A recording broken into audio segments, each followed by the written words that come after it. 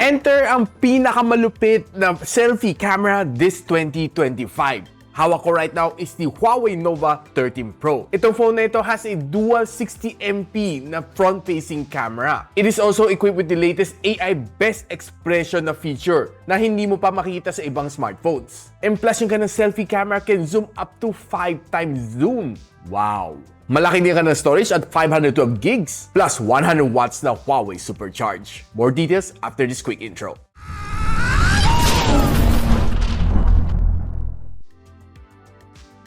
So quickly unbox lang natin ang bagong Huawei Nova 13 Pro. Opening the box. So ito yung unit mismo. Check muna natin accessories, SIM ejector tool, clear na jelly case, Type-C cable, and ang kanyang 100 watts na Huawei Supercharge na charging brick. Ito na yung phone. Tanggalin natin plastic. Ito guys, oh, look, ang ganda. Ito ang kanyang camera module. Smooth matte finish. Ito ang kanyang top. Ito ang kanyang sides. And ito ang kanyang ilalim. Huawei Nova 13 Pro. Now, pagdating sa design, it looks very elegant. This is the industry's first ever played rhythm design. Kita mo yung likod niya, yung kanyang design looks really nice and very elegant. Mukha siyang mamahalin ng bag pag tinitingnan mo. And I really appreciate yung mga effort na nilalagay ni Huawei pagdating sa design. Pati yung kanyang camera module dito looks really nice and I really love yung kanyang design. Yung kanyang back case is matte finish, so definitely walang fingerprints. Except sa kanyang side frames, medyo shiny siya, so expect a lot of fingerprints dito sa gilid. So punas ka ng punas. Eh meron din siyang quad curve na display dito, so goods na goods para sa akin. So si Huawei Nova 13 Pro would come at a 12 gigs of RAM and a 512 gigs of storage. Honestly, wala pa akong presyo right now, pero kung babase natin sa Nova 11 Pro during its first launching, 33,999. So probably somewhere there ang kanyang presyo. Yun ang aking best estimate. Nagsimulan muna natin with yung kanyang pinaka-highlight dito sa phone na ito, ang kanyang camera performance. Meron siyang triple camera lens dito sa likod, starting with a 50MP na main camera sensor with OIS. It also comes together with a 12MP na telephoto lens with OIS, 8MP na ultra-wide lens with autofocus. Ang kanyang field of view, 112 degrees. And this one can shoot you up to 4K and 30fps na video. And ang kanyang selfie camera dito is probably one of the wow factor dito sa phone na ito, having dual camera lens dito sa harap. It starts off with a 60MP na ultra-wide lens with autofocus and 100 degrees of field of view. And also, it comes together with a 8MP na telephoto lens with up to 2 times optical zoom. Kaya rin niya mag-shoot up to 4K and 30fps. Now guys, pag-usapan natin some of the shots na nakuha natin dito sa Huawei Nova 13 Pro. And looking at some of the outdoor shot na nakuha natin using its rear camera, I would say maganda ang mga photos na na-capture ko dito. Very nice, very cinematic ang kanyang datingan. Even though na medyo mas gloomy itong shot na ito, it was able to preserve a really nice shot. Pag zoom in mo doon sa word na Soler, kitang-kita pa rin naman. And right now, lalaroin din natin ang different lenses na meron natin dito sa kanyang front-facing camera, starting off with the wide lens. This is a 0.8x, 1x, and 2x. Kita mo no, ang linis pa rin ng aking mukha after using a 2x zoom. Pwede rin natin i-zoom up to 5x zoom should you like it. Ganito na halos na makikita mo if you zoom up to 5 times. Grabe guys, kita mo lahat ng details sa aking mata. Ang linis pa rin itong photo na ito. So guys, pwede natin gamitin different aperture na dito.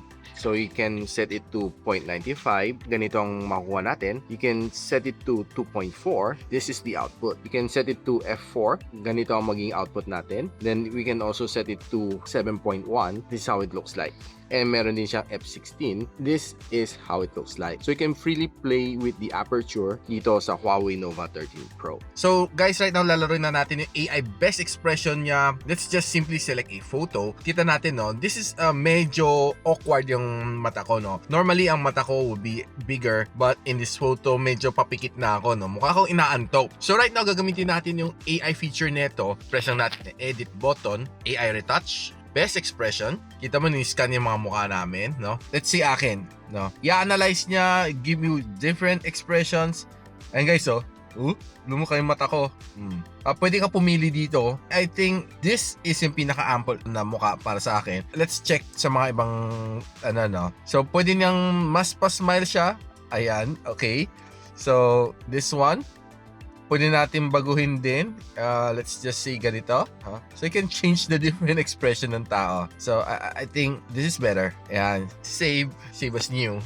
then you have yourself a new photo. This is how it looks like now, and this is how it looks like before. Laki ng binago, no? Kita mo, gumanda talaga ng husto itong photo natin using the AI best expression ni Huawei Nova 13 Pro. Now, if you're moving on to indoor, I would say na ang ganda rin na photo na ito. Very nice, very cozy, very warm tingnan tong photo na ito. And I love it just the way it is. Kahit itong sa simple Christmas decor shot na nakuha natin, talagang full of details ang na-preserve dito. Pati itong mga fruit and juice stand dito, maganda rin ang pagka-render sa photo na ito. Looking sa these green shots, I would say na medyo mas enhanced konti ang kanyang pagka-green, pero okay naman siya tingnan. Perfect na perfect i-upload sa Instagram. And pag kumuha ka naman ng Christmas decor shot like mga Christmas tree, expect mo na warm and really nice tingnan ang mga photos na ito. Especially this shot, this is one of my favorite shot. Now, pag kumuha ka naman ng ground shot dito, you'll be able to preserve a lot of details lalo sa kanyang mga beads. And if you're trying to take some apparel shot, expect mo na ang daming details na makita dito sa kanyang sapatos. Now, taking some portrait shot on outdoors, expect mo to get some really nice shots, no? And I was able to take in some of these really nice snaps using this front-facing camera. And lahat naman ito nakaset sa 1x. Expect to get some really nice shot din on indoor dahil sa ganda ng kanyang camera. Now, pagdating naman sa battery, this one has a industry standard 5,000 mAh na battery. And one good thing dito sa kanya is that it supports up to 100 watts na fast charging ni Huawei. Ang tawag niya is the Huawei Supercharge. This one can charge as fast as 50% in just 9 minutes. Ganon kabilis mag-charge dito sa phone na ito. And nung ginagamit ko naman siya on a day-to-day basis, okay, I would say na kaya naman ng tumagal ng one whole day without even hitting the charging brick. As long as you're using this one normally, walang heavy games, walang heavy na video conferencing, kayang-kaya naman niya mag-handle.